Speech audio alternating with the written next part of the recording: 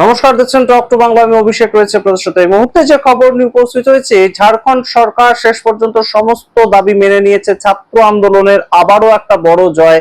এবং অবশ্যই ভারতে এই মুহূর্তে প্রত্যেকটা রাজ্যকে, সেটা ডবল ইঞ্জিন হতে পারে, সিঙ্গেল ইঞ্জিন হতে পারে, প্রত্যেকটা রাজ্যকে কিন্তু এটা বুঝতে হবে যে সরকারকে প্রয়োজনে মাথা নোয়াতে হতে পারে। এবং স্টুডেন্টদের দাবি এই মুহূর্তে যে কতটা জোরদার হতে পারে সেটা কেন্দ্রীয় সরকার বুঝতে পারছে। শুধু তাই নয়, রাজ্য সরকারও কিন্তু বুঝতে বাধ্য হলো। এবং ঝাড়খণ্ড সরকার সমস্ত ধরনের ছাত্রদের সমস্ত দাবি মেনে নিল। এবং সেখান থেকেই হেমন্ত সোরেন তার বক্তব্য বেরিয়ে এসেছে। এবং গুরুত্বপূর্ণ বিষয়টা হচ্ছে যে এই যে দাবি মেনে নেওয়া, যেটাকে নিয়ে অনেকেই আমাদের একদম কমেন্ট বক্সে এসে কমেন্ট করছিলেন যে রাহুল গান্ধীকে কিছু বলতে বলুন। এবং সেই দাবি যখন মেনে নেওয়া হলো, রাহুল গান্ধী জিন্দাবাদ এই ধরনের স্লোগান উঠেছে। একদম সরাসরি আপনারা সঠিক খবর শুনছেন, রাহুল গান্ধী জিন্দাবাদ। ছাত্র আন্দোলনের জয়ের পরে এই ধরনের স্লোগান উঠেছে।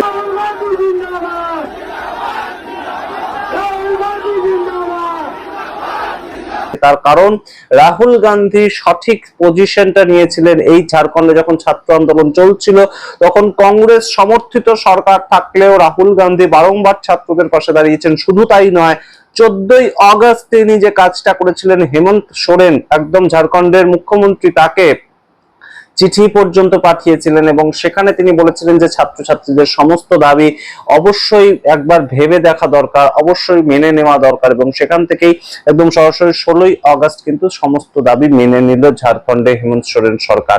গুরুত্বপূর্ণ একটা অবস্থান, অবশ্যই তাৎপর্যপূর্ণ। তার কারণ এই মুহূর্তে সরকার যারই হোক না কেন, ছাত্র ঐক্য কোথাও গিয়ে সবার উপরে ডমিনেট করছে, সেই জায়গাটা আরো একবার প্রমাণিত হলো।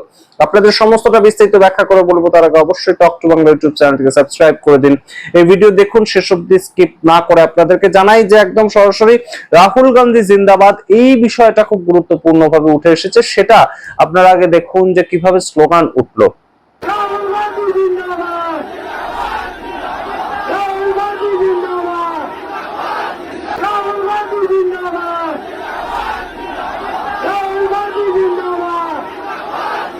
আপনারা দেখলেন সেই মুহূর্তের ছবি, একদম ছাত্ররা যখন আনন্দে ভাসছে, তারা তাদের জয়টাকে সেলিব্রেট করছে এবং তাদের দাবিটাকে মেনে নিচ্ছে, তখন রাহুল গান্ধীর অবস্থান সেটাও কিন্তু তারা অস্বীকার করতে বলেনি। তার কারণ রাহুল গান্ধী বারংবার প্রেসের সামনে, মিডিয়ার সামনে এবং তার প্রেস কনফারেন্সে প্রত্যেকটা জায়গাতে তো বলেইছেন, আমি স্টুডেন্টদের সঙ্গে রয়েছে, ছাত্র আন্দোলনের উপর লাঠিচার্জ আমি সমর্থন করছি না। তার পরবর্তীতেও তিনি 14ই আগস্ট একটি চিঠি লেখেন ঝাড়খণ্ডের মুখ্যমন্ত্রীকে যে ছাত্রদের দাবিটা মেনে নেওয়া হোক। এবং সমস্ত দাবি মেনে নিয়েছেন হেমন্ত সোরেন সরকার। এবং সেই ক্ষেত্রে আপনারা দেখতে পাচ্ছেন যে ছবিগুলো একদম হেমন্ত সোরেন সরকারের পক্ষ থেকে গিয়ে ছাত্রদের যারা অনশন করছিল, হাঙ্গার স্ট্রাইক করছিল, তাদেরকে কিন্তু সরাসরি ফাস্টিং ভাঙানো হয়, জুস খাওয়ানো হয় এবং সরকারের মন্ত্রীরা যান সেখানে। এবং অবশ্যই তাদের কিন্তু বক্তব্যগুলো সামনে উঠে আসে যে সবাই কিন্তু এই মুহূর্তে অত্যন্ত খুশি। এবং হেমন্ত সোরেন খুব গুরুত্বপূর্ণ একটা কথা বলেছেন যে 2014 পর থেকে সমস্ত ধরনের পরীক্ষা নিয়ে তদন্ত করা হবে। অবশ্যই সমস্ত ধরনের যে পরীক্ষার ক্ষেত্রে ত্রুটি বিচ্যুতি গুলো হয়ে গিয়েছিল, সেগুলোকে নিয়ে একদম তদন্ত করা হবে 2014 সালের পরবর্তী সময় থেকে। इसके परीक्षाओं की जांच में है।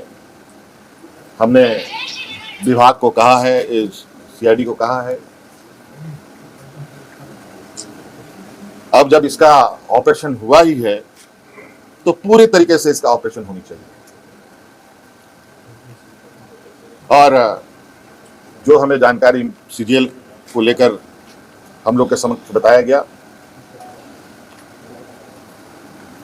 और उस तथ्यों को समझ बुझने के बाद आज कैबिनेट ने जैसे सीजीएल को भी रद्द करने का निर्णय लिया। और पूरा 2000 मैंने कहा ना कि लोकप्रिय मुख्यमंत्री जी का ऐतिहासिक फैसला था।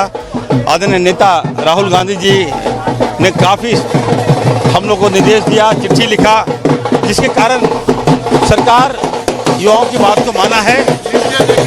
हम लोग सीजीएल जो असंभव था, हम जानते हैं कि साइड इफेक्ट क्या होगा, उसके बाद भी युवाओं के हित में सरकार ने बड़ा फैसला लिया है।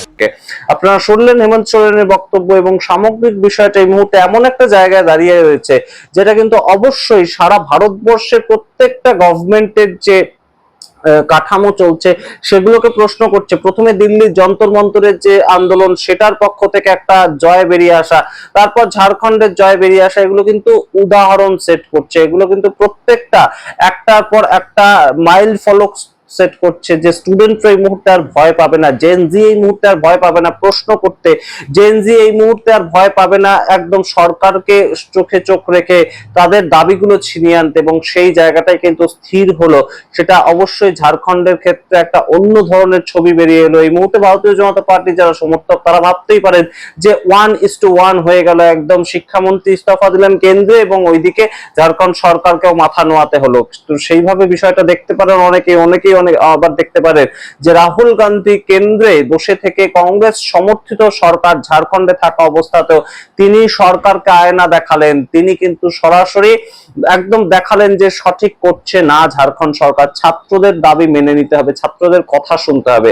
অর্থাৎ যে কথাটা এই মুহূর্তে ভারতীয় জনতা পার্টির আশেপাশে থাকা লোকজন যারা বলছেন, মুরলী মনোহর যোশী থেকে শুরু করে একদম আমরা দেখতে পেয়েছি আরএসএস প্রধান মোহন ভাগবত, তাকেও একই কথা বলতে আমরা শুনেছি, রামদেব স্বামী তাকেও একই ধরনের কথা বলতে শুনেছি যে ছাত্রদের কথা শুনতে হবে, ছাত্রদের দাবি কখনোই অবহেলা করা যাবে না।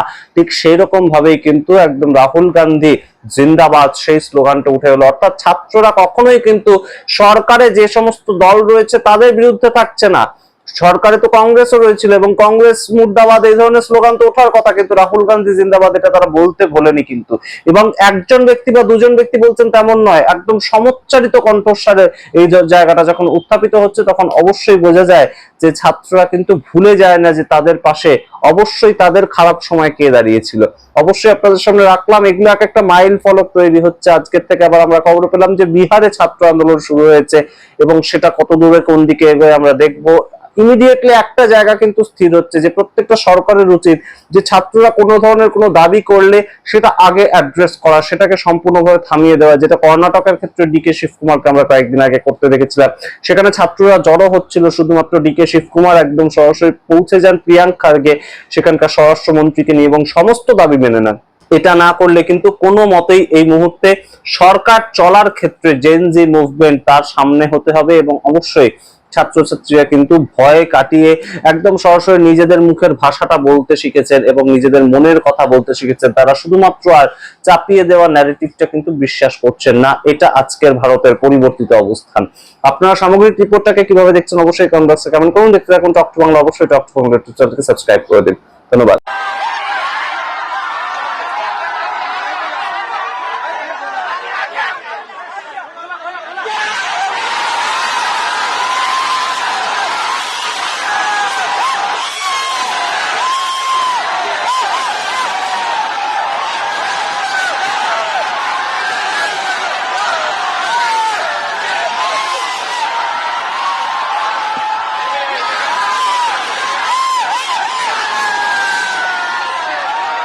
तक की हुई इसके परीक्षाओं की जांच में है।